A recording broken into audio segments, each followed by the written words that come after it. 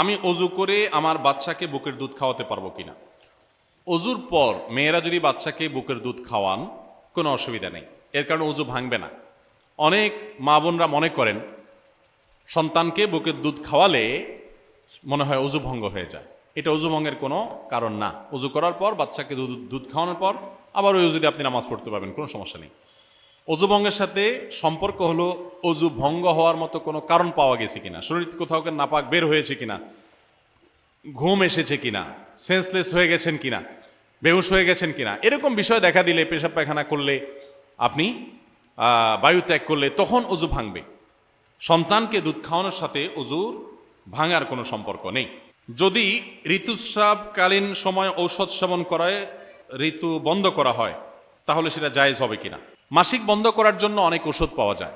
এই ওষুধগুলো ব্যবহার করে যদি কেউ মাসিক বন্ধ রাখেন, বিশেষ করে রমজান মাসে উমরা করবেন বা অন্য কোনো সময় উমরা করবেন, রমজান মাসে রোজা রাখতে চান, এই জন্য তিনি ওষুধ খেয়ে রোজাগুলো রাখতে চান, অথবা তিনি উমরা যাবেন যাতে করে তার মাসিক হয়ে হঠাৎ করে তার উমরা বাধাগ্রস্ত না হয়, হজ করবেন, এই টাইমগুলোতে অনেকে করেন।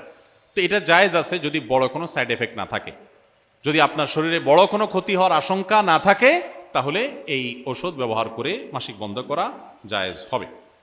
এরপরে প্রশ্ন হলো, স্বপ্নে নিজের মৃত্যু দেখলে কি হয় এবং কালিমা পড়লে কি হয়। স্বপ্নে আপনি কালিমা পড়তে দেখলে ভালো, আলহামদুলিল্লাহ। আর মৃত্যু স্বপ্নে দেখলেই মানুষ মরে যাবে, ব্যাপারটা এরকম না। স্বপ্নের ব্যাখ্যাটা খুব সূক্ষ্ম একটা বিষয়। স্বপ্নের ব্যাখ্যা সম্পর্কে জানাশোনা মানুষ আমাদের সমাজে দিন দিন হারিয়ে যাচ্ছে। একসময় অনেক ছিল, এখন সেরকম আল্লাহওয়ালা মানুষ খুব বেশি পাওয়া যায় না।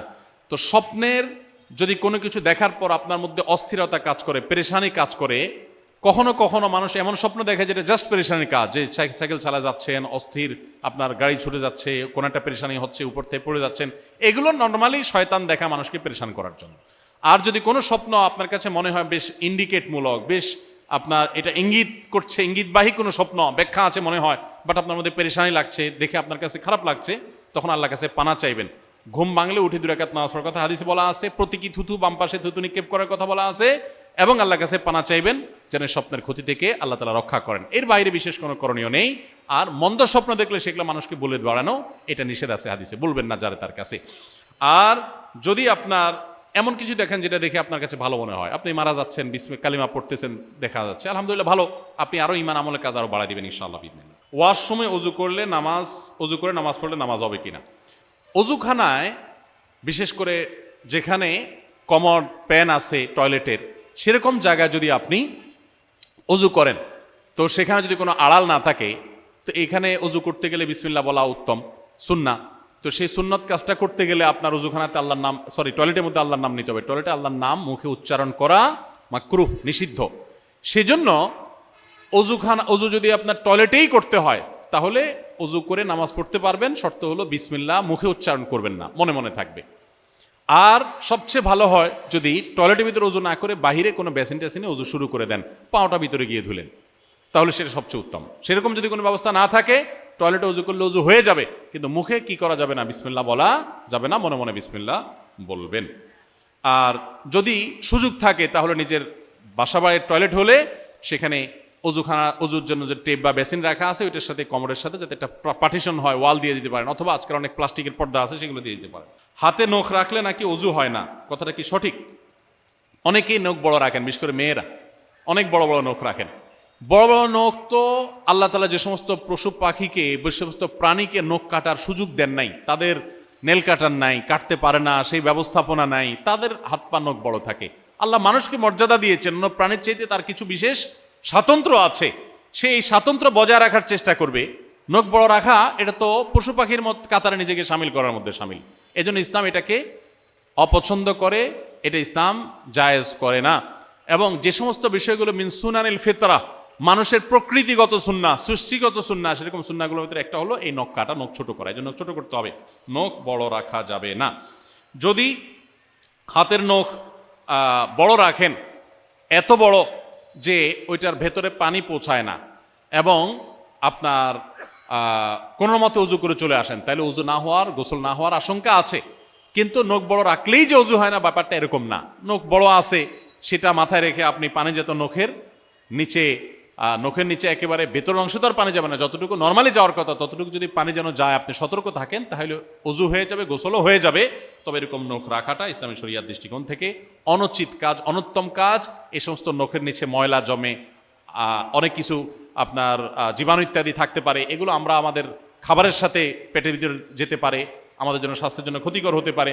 ইসলামের চাইতে বড় স্মার্টনেস আর কিচ্ছুতে নাই। এই বড় বড় নখ রাখলে আমরা মনে করি খুব বেশি আধুনিক, খুব স্মার্ট, খুব ইউ টাইপের, সবচেয়ে নোংরা, সবচেয়ে খবিশ মার্কা মানুষ এটা। খবিশ মার্কা মানুষ না হলে এই নখের নিচে সে কিভাবে পরিষ্কার করে? এখানে তো ব্রাশ করারও সুযোগ নেই, তাহলে এই ময়লা সহকারে সে খাবার দাবার গ্রহণ করে, এতে কোনো পরিচ্ছন্ন মানুষের কাজ হতে পারে না। হাতে মেহেদি দিলে নামাজ হবে কিনা? হাতে যদি মেহেদি দেন মা বোনরা, তাহলে সেক্ষেত্রে নামাজের কোনো অসুবিধা হবে না, বরং মেয়েদের জন্য হাতে মেহেদি দেওয়া সুন্নাহ, ভালো।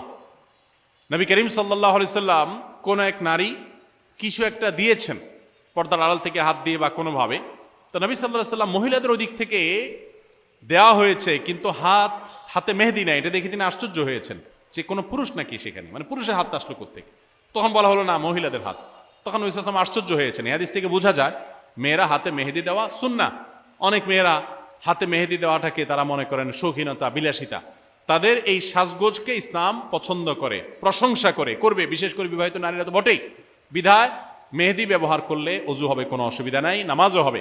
এমনকি আর্টিফিশিয়াল মেহেদি যেগুলো বাজারে পাওয়া যায়, টিউব মেহেদি বলা হয়, এগুলো দিলেও অজু হবে।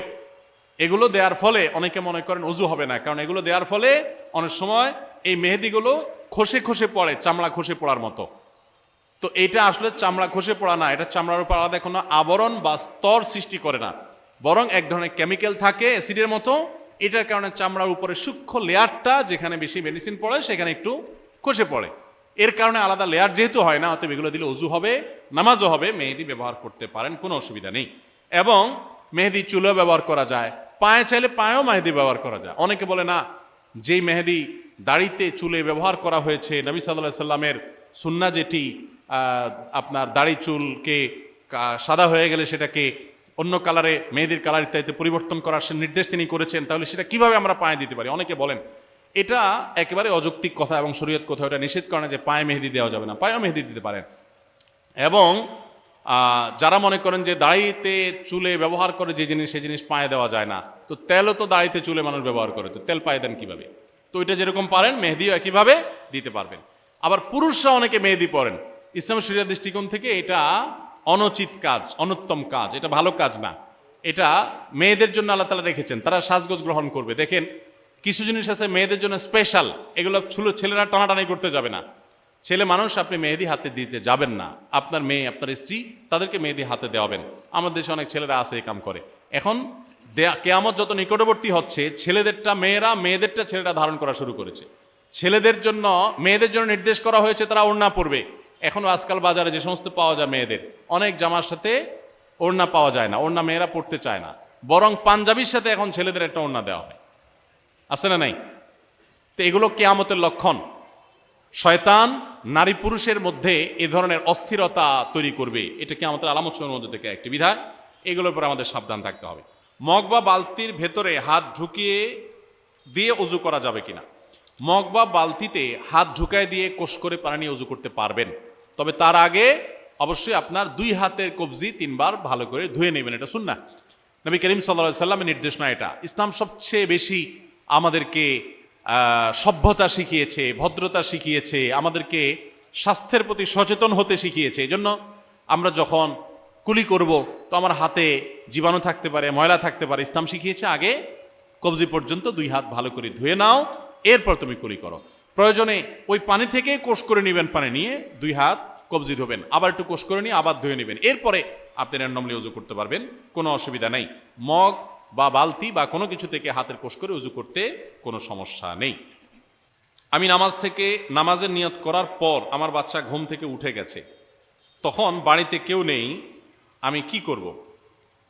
যদি কোনো মা নামাজের নিয়ত করার পর বাচ্চা ঘুম থেকে উঠে যায়, তো বাচ্চা ঘুম থেকে উঠে গেলেই যায় বাচ্চাকে সাথে সাথে ধরতে হবে, এরকম না। তো 2-4 মিনিট থাকলে বাচ্চা তো মরে যাবে না, হয়তো একটু কান্নাকাটি করবে, তো কান্নাকাটি করবে। কান্নাকাটি করাটাও বাচ্চাদের স্বাস্থ্যের জন্য দরকার আছে। বাচ্চা কান্না না করলে, বিশেষ করে জন্মের পর বাচ্চা যদি না কাঁদে, আওয়াজ না করে, ডাক্তারদের টেনশনের শেষ থাকে না। তাই না? তো যাই হোক, একটু আধটু কান্নাকাটি করা এটা বাচ্চাদের জন্য ক্ষতিকর কিছু না, এর কারণে বাচ্চারা শেষ হয়ে যাবে না। অনেক মা বোনরা আছেন অতিরিক্ত সংবেদনশীল, সন্তান একটু ও করলেই তারা যান জীবন দিয়ে অস্থির হয়ে চলে যান। মা হিসাবে বাচ্চার প্রতি এই মমতা, অতিরিক্ত মমতা থাকা, এটা কোনো কোনো ক্ষেত্রে প্রশংসনীয়, কিন্তু এর মানে এই না যে আপনি নামাজ ছেড়ে দিতে পারবেন, জায়েজ আছে। আল্লাহ সুবহানাহু ওয়া তাআলা বলেছেন, লা তুবতিলু আমালাকুম, তোমাদের আমলকে তোমরা বাতিল করে দিও না। এর জন্য নামাজ আপনি ছেড়ে দিতে পারবেন না, বরং বাচ্চা ঘুম থেকে উঠছে আপনি নামাজ কন্টিনিউ করবেন। প্রয়োজনে যদি দেখেন যে না বাচ্চা অল্প সময়ের মধ্যে সে অস্থির হয়ে যায়, এত কান্নাকাটি করছে যে মনে হচ্ছে কোনো বিপদ হয়েছে অথবা হতে পারে, কিংবা খুব বেশি আপনার চঞ্চল, সে পড়ে যাবে, এরকম আশঙ্কা তৈরি হয়ে গেলে নামাজ একটু সংক্ষেপ করবেন, একটু তাড়াতাড়ি শেষ করবেন। নবী সাল্লাল্লাহু আলাইহি সাল্লাম নামাজ শুরু করেছেন জামাতে ইমামতি করে, তো কোনো বাচ্চারা কান্নার আওয়াজ শুনে তিনি নামাজকে সংক্ষিপ্ত করে দিয়েছেন, এটা জায়েজ আছে। কিন্তু বাচ্চা যদি কান্নাকাটি না করে বা হালকা পাতলা একটু আওয়াজ করে এবং সে আছে তার মতো করে, তাহলে তখন তাড়াহুড়া করে নামাজ শেষ করতে যাবেন না। অনেক মা বোনরা আছেন এই বিষয়গুলো খেয়াল করেন না। যদি এমন হয় যে বাচ্চা খাটের কিনারা চলে আসছে, খাট অনেক উঁচা, পড়ে গিয়ে বড় কোনো বিপদ হতে পারে, তাহলে সেক্ষেত্রে নামাজের মধ্যে থেকে তাকে যদি রক্ষা করা সম্ভব হয় করবেন, আর সেটা সম্ভব না হলে প্রয়োজনে নামাজ যদি ভাঙা ছাড়া তাকে রক্ষা করা না যায় তাহলে নামাজ ভেঙে দিবেন। এটা হলো তখন যদি জীবন চলে যাওয়ার মতো বিপদ হয়, হাত পা ভেঙে যাওয়ার মতো বিপদ হতে পারে এরকম মনে হয়, তখন যে এটা করবেন। সামান্য একটু কাঁদছে আর নামাজ ছেড়ে দিবে, এটা জায়েজ নাই। একজনে প্রশ্ন করেছেন, আমার 3টা নাতি আছে, তাদের বাবা নেই, তাদের দাদা ব্যাংকে কিছু টাকা রেখেছে, তার কিছু সুদ বের হয়েছে, সেগুলো কি তার নাতিরা খরচ করতে পারবে কিনা? দেখুন, সুদ এটা আল্লাহ তাআলা হারাম করেছেন, বিধায় সুদ এটা কোনোভাবে একজন ইমানদারের ভোগ করা উচিত না, সুদী লেনদেন করা উচিত নয়, এটা থেকে বেরিয়ে আসা উচিত। যদি কিছু টাকা তাদের থাকে তাহলে সেই টাকা কোনো ব্যবসায়িক কাজে খাটানো উচিত। আজকাল কোথাও ইনভেস্ট করা রিস্কি, কার কাছে দিবে, মেরে দিবে, 2 নম্বরই করবে, এই ভয় অনেক বেশি। এরপরও সমাজ একেবারে ধ্বংস হয়ে অতলে চলে গেছে, একজনও ভালো মানুষ নাই, ব্যাপারটা তো এরকম না। তুলনামূলকভাবে যারা বিশ্বস্ত, যারা অন্তত এতিমদের হক মেরে খাবেন এতটুকু ভয় আছে, সে সমস্ত জায়গায় ব্যবসায়িকভাবে ইনভেস্ট করবেন, হারাম উপার্জন থেকে বেরিয়ে আসবেন। বাবা নাই, এ উসিলায় এ অজুহাত দিয়ে সুদ খাওয়া জায়েজ নাই। প্রয়োজনে যদি উপার্জন না থাকে, দাদার কর্তব্য দাদা উপার্জন করে সন্তানকে, নাতি নাতনিদেরকে খাবারের ব্যবস্থা করবে, তাদের দাদার উপরে ফরজ। চাচা থাকলে চাচার উপর ফরজ এতিম বাচ্চাদের লালন পালন করা, তারপরও সুদের উপর নির্ভরতা করা জায়েজ হবে না। আমার মেয়ে হাফেজা করার উদ্দেশ্য করেছিলাম, 13 পারা মুখস্থ করেছে, তার বয়স 13 বছর, কিন্তু সে পড়তে চায়, তার মুখস্থ হয় না, তার জন্য কি করতে পারি? দেখুন, স্মৃতিশক্তি আল্লাহ রাব্বুল আলামিন সবাইকে সমান দেন না। যদি দেখেন যে বাচ্চার উপরে অনেক বেশি জুলুম হয়ে যাচ্ছে, সে কোনোভাবেই পারছে না, তো প্রয়োজনে যে 13 পারা মুখস্থ করেছে এই 13 পারাই সে ইয়াদ রাখবে, নামাজের মধ্যে বেশি বেশি করে পড়বে, এবং চাপ দিয়ে যে কোনোভাবে তার কাছ থেকে পুরা 30 পারা কোরআনই হাফেজ বানাইতে হবে। বিশেষ করে হাফেজা বানাতে গিয়ে তাকে যদি জুলুম হয়ে যায়, জুলুম করতে হয়, তো সেটা করতে যাবেন না। আর এমনিতে স্মৃতিশক্তি বাড়ানোর জন্য কিছু পলিসি আছে, যেমন রাতে বেশি জেগে থাকা যাবে না, রাতে তাড়াতাড়ি ঘুমাইতে হবে, ভোর রাতে উঠে পড়বেন, তখন মুখস্থ অনেক ভালো হয়। ঠিক একইভাবে আবার দুপুরে কায়রুলা করে তার আগে পরে পড়ালেখা করলে মুখস্থ অনেক ভালো হয়। হেফজখানার এই সিস্টেমের কারণে হেফজখানার ছাত্রদের হেফজ করা অনেক সহজ হয়, অতএব সেই পদ্ধতিগুলো অবলম্বন করতে পারেন। এবং পড়ার শুরুতে আল্লাহর নাম নিয়ে, আল্লাহকে সে সাহায্য চেয়ে তারপরে শুরু করবেন, ইনশাআল্লাহ বিদিন আল্লাহ তাআলা সাহায্য করবেন। এরপরে প্রশ্ন হলো, গীবত সম্পর্কে একটু বলুন। গীবত সম্পর্কে বলা তো অনেক লম্বা সময়ের ব্যাপার, আমরা যদি 1-2 মিনিটে বলি তাহলে সংক্ষেপে এটুকু বলবো, সবচেয়ে জঘন্য অপরাধগুলোর মধ্যে থেকে একটা হলো গীবত করা। এই গীবতটা এখন আমাদের কাছে ঘি ভাত হয়ে গেছে। গীবত এখন কি হয়ে গেছে? ঘি ভাত। ঘি ভাত যেরকম মজা লাগে, গীবত করতে ওরকম মজা লাগে। বিশেষ করে 2-4 জন একসাথে হলে, মহিলারা 2-4 জন একসাথে হলে, পাশের ঘরের ভাবি কি করলো, কোনটা করে ঝামেলা হয়েছে, স্বামী স্ত্রীর সাথে কি হয়েছে, হ্যাঁ, সিসি ক্যামেরা যেরকম দেখে, পাশের ঘরের সব উকি মেরে মেরে পর্যন্ত দেখে, আছে না নাই? ইসলাম মানুষের প্রাইভেসি, মানুষের ব্যক্তিগত বিষয়গুলোকে সংরক্ষণ করার এত গুরুত্ব দিয়েছে যে কারোর ঘরে, কারোর বাড়িতে অনুমতি ছাড়া ঢুকতে নিষেধ করা হয়েছে কোরআনে। এমন কি যদি দরজা খোলাও থাকে আপনি ঢুকবেন না, কেউ অনুমতি না দিলে ফেরত চলে যাবেন। আর উকি মেরে দেখা তো প্রশ্নই ওঠে না, আর সেখানে তাদেরকে নিয়ে সমালোচনা করা তো আরো জঘন্য ব্যাপার। মৃত মানুষের গোশত খাওয়া, এটা যেরকম জঘন্য নোংরা গুনাহের কথা, ঠিক কারোর সমালোচনা করা এরকম গুনাহের কথা। মানুষের দোষের কথা থাকলে সামনে বলবেন, আর প্রশংসার কথা পিছনে বলবেন। আমরা উল্টা করি, সামনে আসলে পাম্পট্টি দেই আর পিছনে গেলে বদনাম করি। সামনে পাম্পট্টি দিলে সে অহংকারী হয়ে যাবে, পেছনে বদনাম করলে সমাজে তার অবস্থান নামবে, পারস্পরিক সম্পর্ক নষ্ট হবে। ইসলাম বলে সামনে বদনাম থাকলে করো সুন্দরভাবে। বদনাম করা, সমালোচনা করা মানে রাগ করার না তাকে, বরং তাকে ক্রোধান্বিত না করে সুন্দরভাবে বোঝা, ভাই আপনার এই সমস্যা আছে, এটা সংশোধন করেন, আল্লাহর জন্য বলতেছি, রাগ করিয়েন না। তাকে সামনে বলেন আর পেছনে বলেন তার ভালো গুণগুলো, তাহলে তার সম্পর্কে ভালো মানুষ জানতে পারবে। মা বোনরা বিশেষ করে কয়েকজন মিলেই এই কাজটা শুরু করে দেন। খবরদার, কেউ গীবত করলে সেখানে বসবেনও না, ওখান থেকে উঠে চলে যাবেন। হারাম, কবিরা গুনাহ, অসংখ্য কবিরা গুনাহ আমাদের আমল নামে লেখা হয়। সবচেয়ে বেশি মানুষ জাহান্নামে যায় যেই দুটি অঙ্গের কারণে, তার মধ্যে একটা হলো মুখ। এই মুখ দিয়ে হারাম খায়, এই মুখ দিয়ে গীবত করে, এই মুখ দিয়ে মিথ্যা কথা বলে, ঝগড়া গালমন্দ করে। এটা আকসারু মা ইউদখিলুন নাস নার, মানুষকে সবচেয়ে বেশি জাহান্নামে নিয়ে যায়। অতএব সাবধান থাকতে হবে। আল্লাহ আমাদের সবাইকে তৌফিক দান করুন। এরপরে প্রশ্ন হলো, আমার জন্য একটা পাত্রী দেখতে যায়, আমার বাবা মা সব কিছু ঠিক আছে, যৌতুকের কারণে আমার বাবা আনতে চাচ্ছে না। আমি ওই মেয়ের মা বাবাকে রাজি করে বিবাহ করেছি, এই কাজটা আমি কি ঠিক করেছি? দয়া করে উত্তরটা দিবেন। আপনার মা বাবা যদি যৌতুক আশা করে, তারা যৌতুক দিবে না দেখে সেখানে বিয়ে করাবে না, তাহলে সেক্ষেত্রে আপনি উদ্যোগী হয়ে বিয়ে করে অন্যায় করেননি। বিশেষ করে দ্বীনি কারণে, মা বাবা যদি দ্বীনি কারণে আপনাকে কোথাও বিয়ে করতে বাধা না দেয়, বরং উল্টোটা করে, অর্থাৎ মেয়েটা ধার্মিক সেজন্য এখানে বিয়ে করাবে না, তারা একটু ইউ টাইপের মেয়ে চায়, ছেলেটা একটু ধার্মিক সেজন্য বিয়ে করাবে না, ছেলে দাঁড়িয়ে আছে, তারা একটু আপনার দাঁড়ায় পেশাব করা টাইপের পোলাপান চায়। তো এরকম যদি চায়, তাহলে সেক্ষেত্রে মা বাবার সেই চাও পূরণ করতে আপনি বাধ্য না। তবে মা বাবাকে আপনি বুঝায়া যদি লাইনে আনে করতে পারেন, সেটা হবে সবচেয়ে উত্তম, এবং সেটাই করা উচিত আপনার। তো আপনি যেহেতু করে ফেলেছেন, এখন মা বাবাকে সন্তুষ্ট করে ফেলবেন আপনার আচরণ দ্বারায়, আখলাক দ্বারায়, উত্তম ব্যবহার দ্বারায়। কোনোভাবে তাদের সাথে বেয়াদবি হয় এরকম কিছু করা কোনো অবস্থাতেই জায়েজ হবে না। এরপরে প্রশ্ন হলো, স্বপ্নে কেউ মরা গাছে ফুল ফুটতে দেখলে কি হয়? সব স্বপ্ন সম্পর্কে প্রশ্ন বেশি আসতেছে। আমি স্বপ্ন বিশেষজ্ঞ নই, যে সমস্ত আমাকে স্বপ্ন সম্পর্কে ভালো বলতে পারে ওনাদেরকে জিজ্ঞাসা করবেন। আমার মনে শেষ করা উচিত, যেহেতু আমাদের জুমার নামাজের প্রস্তুতি আছে। প্রশ্ন আরও অনেক আছে, কিন্তু সেই প্রশ্নের উত্তর এখন আর দেওয়া সম্ভব না। হজরত চলে আসছেন, এদিকে আমাদের সামনে জুমার নামাজও আছে। আমরা অনেক কথা অনেক সময় ধরে শুনেছি, বিশেষ করে মা বোনদের উদ্দেশ্যে যে সমস্ত কথাগুলো বলা হলো, মা বোনরা সেগুলো আমল করবেন। মোবাইলের আসক্তি থেকে বেঁচে থাকবেন, সময় নষ্ট করবেন না, সোশ্যাল মিডিয়াতে সময় নষ্ট করবেন না, কারোর সাথে হারাম সম্পর্ক করবেন না। সন্ততিদেরকে বাঁচাবেন, তারা যেন গুনাহে লিপ্ত না হয়, তাদের চরিত্রের হেফাজত থাকে। ঈমান শিখাবেন, তারা যেন শিক্ষার নামে, সংস্কৃতির নামে কুশিক্ষা না শিখে ঈমান নষ্ট না হয়, তাদেরকে সে বিষয়ে সতর্ক থাকবেন।